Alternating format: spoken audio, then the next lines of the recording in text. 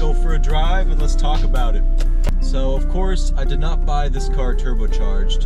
Well, firstly I bought it completely totaled with the rear smashed in. Had to fix it all up first, get it back to stock condition, and then I decided to lay on the mods a little bit. I first did some tires, some suspension, and I'll actually be doing a video about the top 5 mods you should be doing to your Mazda Miata first.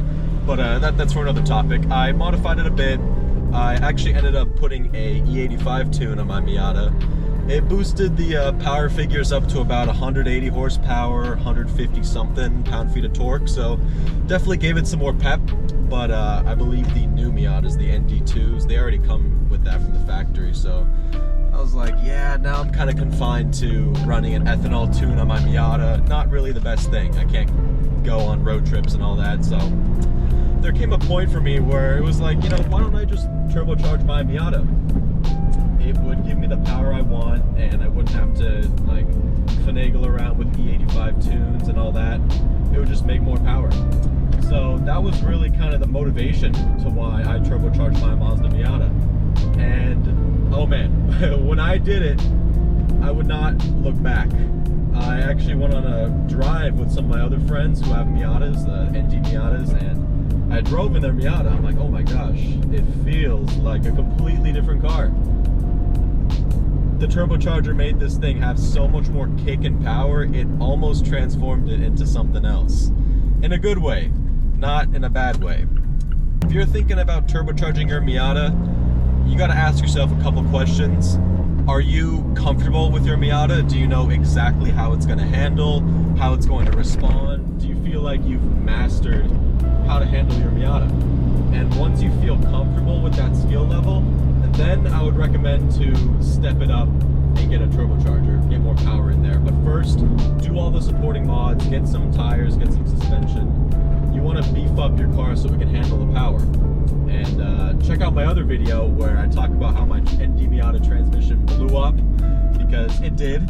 And yeah, that was a whole fiasco I had to deal with, and it's very entertaining. You guys should check it out. But there are some things you got to know about turbocharging your ND Miata, and your transmission is definitely one of them. They could blow out depending on what kind of generation you have, so I would recommend check out that video. But 100%, once I got the thing sorted out, once I got the transmission sorted out, the turbocharging my Miata was so good. When it's hot outside now, and the Miata isn't struggling to make power, it goes. So I'm just letting the car warm up right now because it's a little bit cold this morning, but once we get this thing warmed up, we'll get on the throttle, you can hear it. And that actually leads me to my next point about the sound. Makes the Miata sound so much better. Just the turbocharger noise, and the turbocharger essentially is like a little muffler in your exhaust. Of course, it's not like a muffler, but it constricts flow because now the exhaust has to go through a turbine, and because it has to go through a turbine, it has a little bit more back pressure, and it will quiet your exhaust a little bit. When I was putting an E85 tune and modifying the crap out of my exhaust system when my Miata was naturally aspirated, it didn't sound too good. I'm gonna keep it real, guys. It sounded like a four-banger, as some of the folks would call it. So I wasn't too in love with the sound. I did it more for performance reasons because I was taking it out to the track and stuff. But now with the turbocharger, I'm running a really, really open exhaust on this car, and I don't really have too many problems with it sounding like a weed whacker per se. Quite honestly, I enjoy the sound. It's a little bit loud for my taste, but it's a turbocharged Mazda Miata. So. Oh yeah, another thing, gas mileage. It doesn't go down, it's the same. So you get all the fun, you get all the power, and you also get some fantastic gas mileage. I've been getting 32 on the highway. Granted, I do, if you go like much slower on the highway, you can get whatever Mazda says. I think 37 is what they tout, but I've never gotten those numbers. But definitely in the low 30s, easily you'll get in this car, and turbocharger doesn't affect it at all. Essentially, turbocharging your car is all the fun without any of the drawbacks. Except maybe blowing up your transmission, so yeah, go go look at that video. You guys gotta check that out. Also, I would recommend a turbocharger Miata over supercharging. I extensively looked into it as I was considering supercharging, but you know, you do sacrifice the gas mileage, and you know, it's an inline-4 engine. It's not a big V8, so you're gonna get that parasitic loss.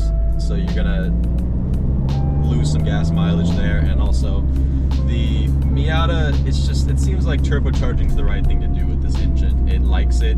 The high compression ratio helps the turbocharger spool up because it's such more high pressure gases, and also the turbo kit I have on my car, it's an Evo turbo kit.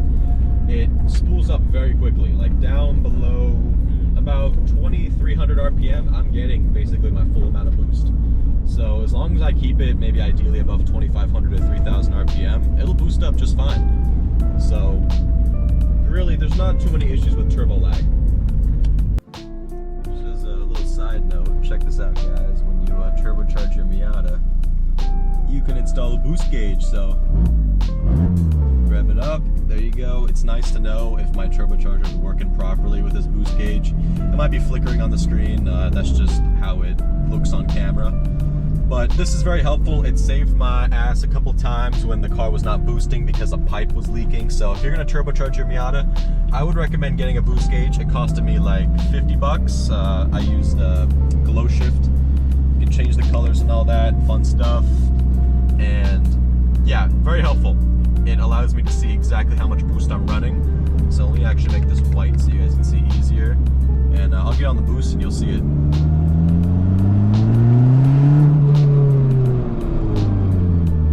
This turbo kit runs about 5 PSI, so I know it's running good when we're hitting about that number. Alright, well, the car is finally warmed up, so we can get on the throttle a little bit.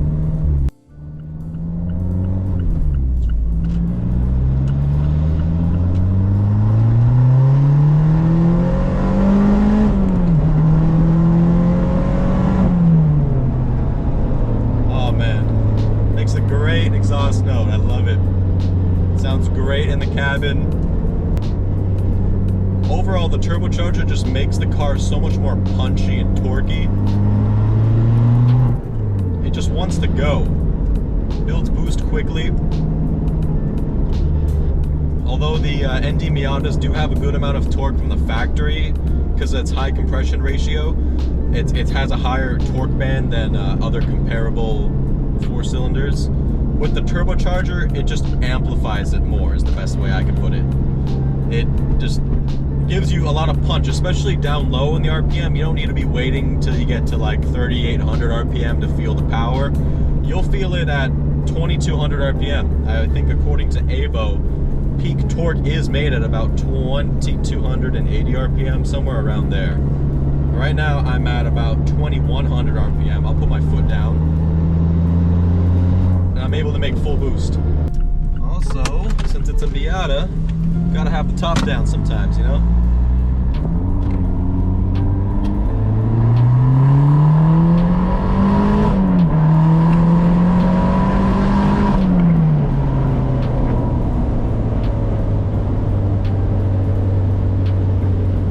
It's hard not to have a smile on your face when you're in a turbo Miata. Alright guys, well, I hope that was informative to you all. I hope you guys maybe got a couple insights from this video, and if you did, hit that like button, subscribe, and comment what you think. I'd love to hear you guys' thoughts about this car, and if you got any questions, let me know, I'll answer them. So that's all for today. I'll have some more videos coming your guys' way, but take care guys. I'll see you all in the next video.